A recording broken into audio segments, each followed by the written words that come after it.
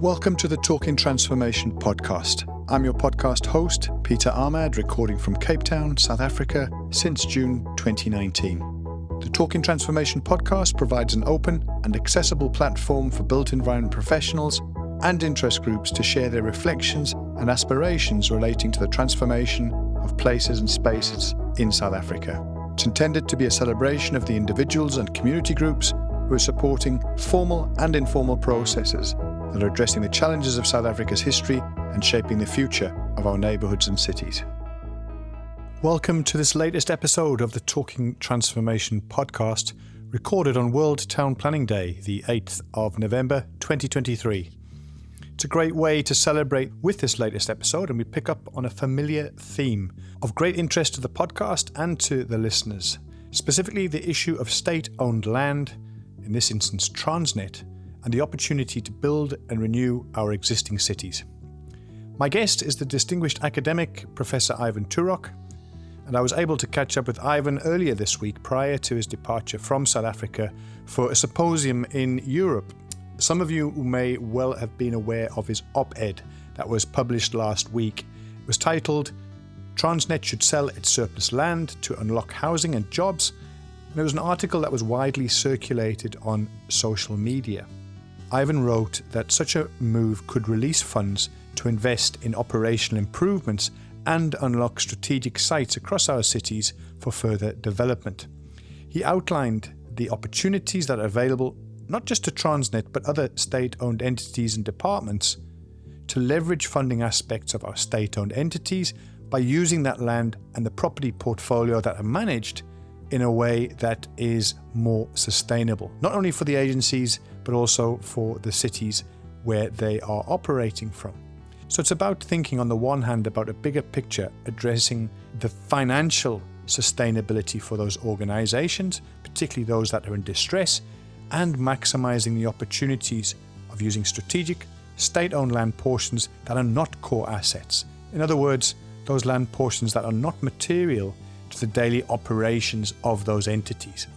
In effect, it's talking about a win-win for the agencies and the cities, and in turn, the communities that are potential beneficiaries from the approach. You'll know from previous episodes that we've talked about strategic portions of land, specifically around Cape Town, the Wingfields, Easterplaat and Youngsfield, and there's little new in the argument to release state-owned land. There's many advocacy groups that have been advocating for this for many years, and we've talked to a good number of them on this podcast. However, the fiscal envelope to support service delivery across our public sector has significantly diminished, and more demands, more cash handouts are being made. Surely this is an appropriate moment to shift the momentum from the dialogue and the advocacy to one of urgency and implementation from those same departments and agencies. To date, we never seem to be able to make progress on the argument or see actions or responses from those who ultimately have the decision-making powers in relation to these major decisions. So I ask Ivan to build up his argument, the framework from his op-ed article, and think about the dual benefits, both financial and in city building terms. I think it's a really important subject that remains central to much of our thinking on a day like today in particular, on World Town Planning Day. What does it mean when we are unable to leverage and maximise the benefit of state assets in great locations? And how does that become more urgent and more pressing when those same agencies are requesting financial handouts because of the lack of financial discipline or management within those structures? What will it take to see that momentum shift? I think these are really important questions that we should be asking and engaging on if we are to see a material change in city building that is inward focused and maximising available infrastructure networks that exist, both social, infrastructure and the like. Aren't these the golden opportunities we should be celebrating and aspiring to, in stark contrast to the frequently vaunted smart cities on the dislocated fringes of our existing urban centres? Again, these are important questions on a day like today. I greatly appreciate the input from Professor Turok. His insights I think you'll find both interesting and compelling. I do hope that somebody somewhere in the decision-making corridors of our national departments and entities start to think about this in a more urgent fashion. And hopefully we can start to see some movement in relation to some of these opportunities across the country. As always, we hope you enjoy the episode. So it's just gone 11 o'clock on Monday, the 6th of November, and it's a great pleasure to welcome Professor Ivan Turok, a few kilometers south here in Cape Town, but down in Noordhoek. Ivan, welcome. An absolute pleasure to have you with us today. How have you been keeping? Thanks, Pete. I'm very well. Thanks for the invitation. Nice to be with you. Really appreciate your time. I know you're busy. I know you're packing for another overseas excursion tomorrow. This last week, you were kind enough to share with me an op-ed that you had written, and that was published quite widely, distributed across the professional world, talking about Transnet, the opportunity to think about state-owned land, and particularly Transnet. I think they've been one of the state-owned entities that's been in the news for a whole variety of reasons. But amongst the headline has been this question of the financial sustainability of Transnet, what money it needs. And your article was really saying, look, Transnet should be thinking about selling its surplus land to not only fund their operations and their needs, but to unlock housing and jobs. And that's what I've asked you to come along today to talk about. So what was it that really led you to write that op-ed and the opportunity that came your way?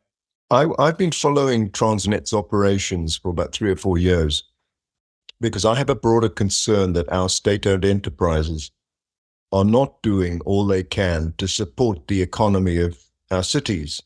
They've got their own agendas. Some of them are very self-contained and inward-looking. And a company like Transnet has a long history of giving priority to the mineral energy complex in South Africa, basically extracting and exporting minerals, digging and shipping our minerals. And that's the priority now for the recovery of Transnet as well, to get the corridors moving properly and efficiently after the legacy of state capture and so on. So my underlying concern is that the economy as a whole needs to diversify away from the minerals energy complex. We've got to industrialize and we've got to develop stronger service industries. And people have been saying this for decades. But this topic is a real symptom of the problem of state entities that are narrowly focused on their own agenda and undermining actually the performance of our cities. And the particular example that you're mentioning was of land. So Transnet sits on quite a lot of public land. It's not the only public entity that does that, but it sterilizes land that should be used for a range of other purposes, commercial, industrial, and residential purposes. Many of these sites are really well located because they're linked to railway stations, they're linked to ports. They bought these sites for a reason, right? But they don't have the skills, they don't have the interest, they don't have the wherewithal, the resources now to develop these sites. And so, as I say, they're sterilizing really important strategic land parcels in our cities. And at the same time, they're asking for huge multi-billion rand payouts, if you like, from the state Treasury to cover costs. I think what you're saying is, on the one hand, it's a situation whereby you can leverage city building opportunities in terms of those well-located pieces of land, but at the same time, actually lessening the blow to what we already know is a massively stretched fiscal envelope. The cupboard is bare. We know we've been extremely damaged over the last decade and more. So it's a dual purpose. It's a dual opportunity. And I guess many would talk about this as a potential win for the cities and communities, as well as a win for the financial situation. Is that the way that you were describing it in your article, Ivan? That's right. That summarizes it very well. That they say a crisis is an opportunity to do things differently.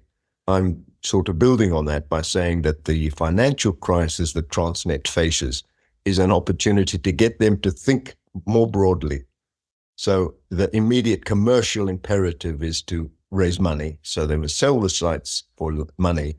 But the reason for doing that is not just to maximize revenues. It's actually going to serve a very valuable, broader purpose in helping to develop housing on well-located sites in our cities, a mixture of commercial and affordable housing. It is a real win-win for the Treasury, and it's an opportunity to see the bigger picture because of this very difficult situation that Transnet finds itself in, and indeed that the Treasury is facing. And nobody's talked about this. It's amazing. Nobody is talking about a potential solution. Basically, Treasury said, no, we're not going to give you any more money. That's what happened last week because of the budget constraints. And so Transnet is saying, well, but what do we do? We're paralyzed. If Treasury are not going to bail us out, we've no alternative solution. And I'm saying this is part of the solution. It's not the full solution, but it could help to contribute to that solution. And if it's done cleverly, they could leverage off this asset and make the money go further if they're clever about it. And let's be clear, Ivan, you also quote from Transnet's own annual report in relation to its performance as a landlord. So let's say if it was exceptional, it was collecting 100% of its rent from across the properties that it owns and manages. I suppose there was an argument to say there's an efficiency, but the numbers that you quote in the article is that rent collection for the portfolio has declined from 85% in 2022 to 62%. There's a massive inefficiency there. There's a massive under-recovery in relation to that. So it's not like we're sitting here saying this is an exceptionally run property portfolio. There are huge inefficiencies there over and above what we talked about in terms of there's a capital element to try and fund operations that's needed, as well as the city building. We're going to come back to the city building. But again, any observation on this? And I'm going to try and throw in a link at the same time. This definition of the core versus non-core assets. What do we mean when we talk about this core versus non-core assets that are owned by the different agencies? And you've mentioned it's not just Transnet. It could include public works. It can include the Ministry of Defence, et cetera, et cetera. But let's start with that. What is that? And then let's talk about how you manage and the performance of that. Right. So as far as I understand it, the core assets are those required for the day-to-day operations of Transnet. There'll be the assets around the harbour and the port. There'll be the assets around the railways that they operate. There are also assets around their pipelines. They have oil pipelines and so on that are integral to the functioning of the day-to-day operations. And then the non-core will be the assets that they have acquired and are sitting on because they may be important at some point in the future, like backup port operations. They do have a big site in Cape Town, Culemborg, which is earmarked, they say, in case the port needs to be expanded at some point in the future, and they need warehousing space, right, for the enlarged port operations. So they retain these assets in a kind of environment of uncertainty about their future plans. It's like a reserve. It's like just in case we need these land parcels. And then the key point that you're making about the income generation is that they lease and rent out some of these assets, right? So that they're not totally a waste of resource. They're not getting nothing from them. They lease out empty buildings. They lease out parcels for temporary uses. And this is the point that they say in their own accounts that they're collecting less revenue than they used to, even a year ago, a big decline in the rent collection.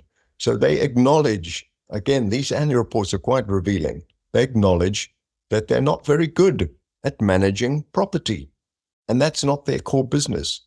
And so that, again, conforms to my argument that they're not very good at property. They should focus on their core functions, which is around the ports and railways, and they should get rid of these other assets that they're not good at managing. It's costing them money, and that's costing society a lot of money, and could help them to raise some capital to inject into their operations. It's a kind of no-brainer to me, right? When you pull these different strands together, they don't know enough about property. They should sell it off or lease it off to experts who manage property better, raise more money, and enable these properties to be used more productively. They're asking for 130 billion rand bailout when the entire budget for national government is in the region of about 700 billion. And it seems completely incongruent with that challenge in relation to the national budget. Again, I'm not a business analyst, but I mean, in an instance where Transnet literally goes bust and is put into liquidation, these assets ultimately would get sold off at a completely decreased value in terms of dealing with the liquidation and creditors that are required to cash in on what they're owed. So this idea that you're sort of speculating for the long or the medium to long-term perspective in the hope that prices will rise or that you will be able to deal with your medium and long-term operation, it becomes a moot point if you don't exist anymore. I mean, that's another thing that sort of strikes me. Is it that blunt, or am I sort of jumping to conclusions? It's a quite a realistic prospect now. There are definitely people talking about the demise of Transnet because the financial problems are so serious. The level of bailout that they're looking for from the Treasury is so significant that drastic measures are required. I'm not as blunt about these possibilities as I could have been, but certainly we're in an emergency situation, just like we are with Eskom and the power crisis. In Eskom's case, radical measures are being made, including allowing people to generate their own electricity. In Transnet case, we haven't got to the point yet where really radical measures may be implemented to rescue and recover Transnet. In the meantime, unless we're thinking about the full portfolio of assets of Transnet, the issues facing cities will be neglected because of the preoccupation with the financial rescue of Transnet. So we need to bring the urban agenda, that's what I'm saying throughout this, more strongly into the decisions being made about this state entity. Not just focus on recovering the corridors from the vandalism and the cable theft, which is impeding the export of coal and platinum and iron ore. We also need to think about our cities. It's not such a burning platform as the failure and collapse of these corridors, but it's where the bulk of our people live and where the bulk of our economy is located. And so we need to think strongly about this urban agenda in solving the Transnet problem. That's what I'm trying to give more attention to. What happens if we don't fix this city building side of it? We've heard about places like Lanseria, Port Shepstone, that are going to be new cities, 4IR on steroids, with these glossy artist's impression of what it will look like. Seems completely remote from the idea of the needs of South Africans' existing cities, an urban management system that is completely removed from anything that we see that's effective in our existing cities, and certainly would presume a degree of privatization, private space, and privatize management. Yet these opportunities to unlock within what you've said are strategic, well-located sites in our cities. That's a challenge that we just simply can't get beyond.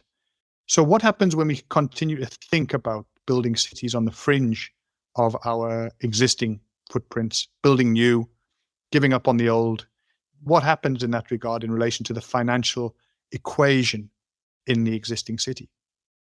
Yeah, that's a really, really important point that we should dwell on for a few minutes, because as urban experts, city experts, we need to make the case more strongly for reinvesting in our existing cities, for consolidating and intensifying the use of existing land in cities, rather than this distraction, I would say, a distraction of thinking about something completely new and bypassing all the opportunities of rehabilitating and strengthening our existing cities.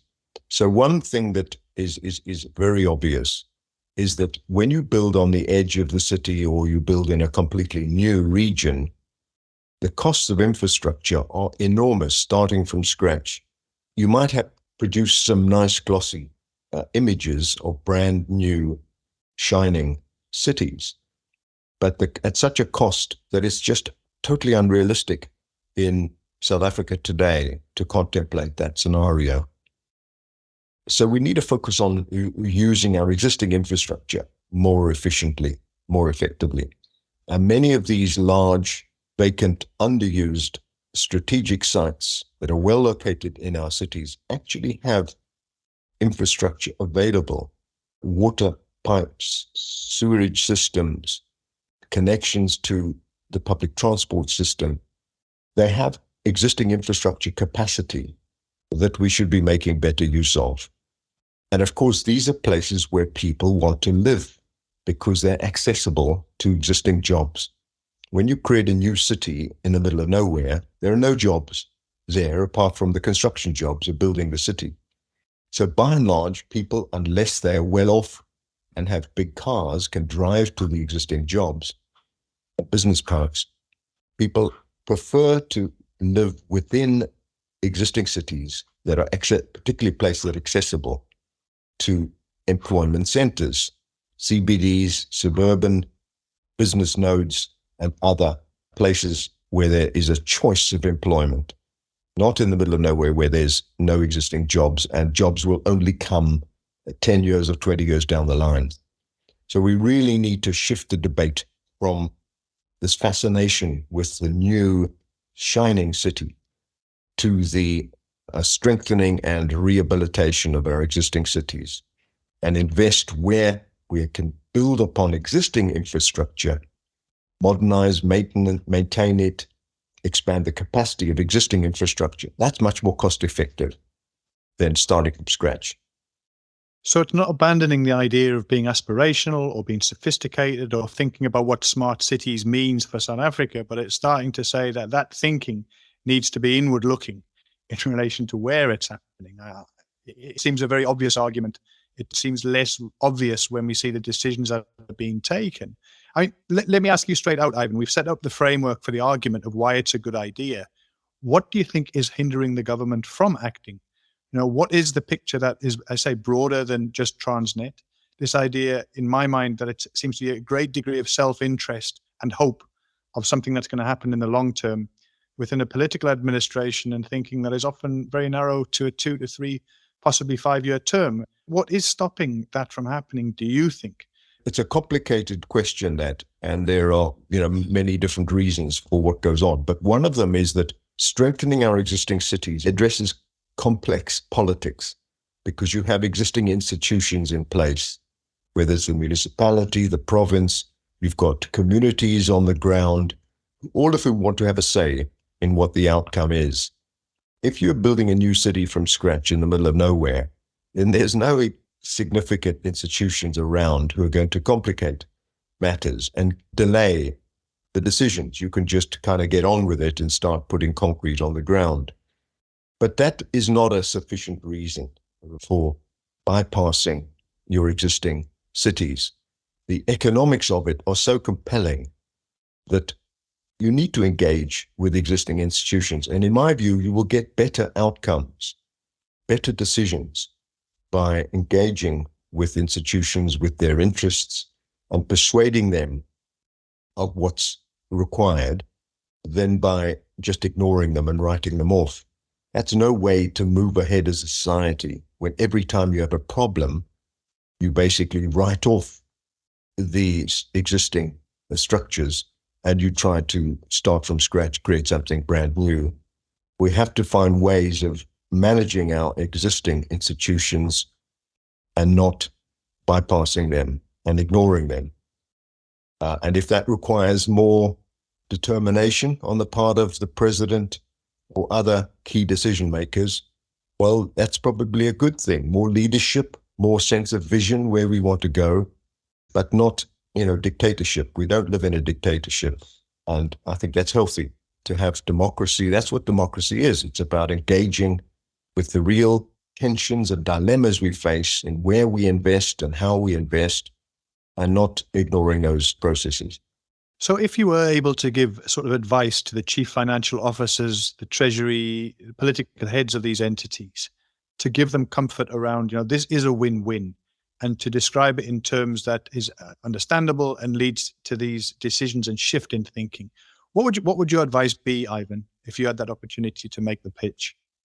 We need to recognize that the existing economy, the existing environment of cities, there is huge opportunity, huge potential, huge untapped potential in these places. There are institutions and communities and individuals who all are aspiring to progress. And cities around the world have demonstrated where they can get their decision-making to work well, that they are resilient, that they are dynamic entities, and they help societies prosper because they contain the creativity, they contain the determination and the opportunity to progress over time. The diversity of city economies, the diversity of their societies is a recipe for progress. And the history of civilization shows that cities are critical to progress. So I would say to decision makers, take cities more seriously, look at the wasted resources of empty land, look at the way entities like state enterprises are hindering constructive decisions in cities, and try to find ways of knocking heads together to find constructive solutions to the challenges we face in our cities. If we were to fast forward, say, 5 to 10 years and looking for various pronouncements and opportunities that we use that phrase advisedly, but no-brainers, where do you think around the country are some of those either projects or sites? You mentioned Culemborg within the Cape Town space. Where are others, again, based on your assessment, your knowledge, whether it's in around Buffalo City or Quebec, that you've seen that you think we should, these are prime opportunities across the country to start seeing that change, that evidence of not just a shift in the approach of the state entities, but also the opportunity of the city building that comes with that? I think all of our cities have tracts of vacant land that have been earmarked for future use or have become redundant because of changes such as railway marshalling yards or former gasworks sites. There are all sorts of former industrial sites, right, that have become derelict and abandoned. And government have lacked the wherewithal to really get a grip and to say that these are opportunities for development. It requires a kind of bit of a leap of faith when you see a site that looks abandoned and is full of rubbish, to say, actually, this is a tremendous potential asset. If we were to put it into the public domain, make it available for development, open up, create a competition, get some visionary thinkers, designers, architects, developers, bring them together and say, what can we do with this current underused land parcel in order to strengthen our core cities? I think that's the huge opportunity that exists. There is a lot of creative thinking. There's a lot of very capable people around who are sitting on their hands at the moment because these resources are being kept unavailable for development. Seems like a good place to take a pause on the conversation there, Ivan. And thanks so much for your insight. Thanks for inspiring, say, the community last week to think about these issues. Hopefully it was being read in places where the decision-making and the decision makers are thinking about these things. And many thanks. Look forward to maybe checking in with you in future months. But in the meantime, safe travels up to Helsinki. I think you're on your way to tomorrow, right? That's right, yeah. Travel safely, and thanks so much for your time. Keep safe. Look forward to catching you when you get back from overseas. Thanks very much, Peter. We hope you enjoyed this content of the Talking Transformation podcast. Please feel free to give us feedback via our Twitter platform, that's @TalkingTransfo and the number 1, or alternatively via our email address, talkingtransformation101@gmail.com. Thanks and recognition also to Tribal Need for allowing us to use their track, Flags, as our introductory and closeout music on this podcast.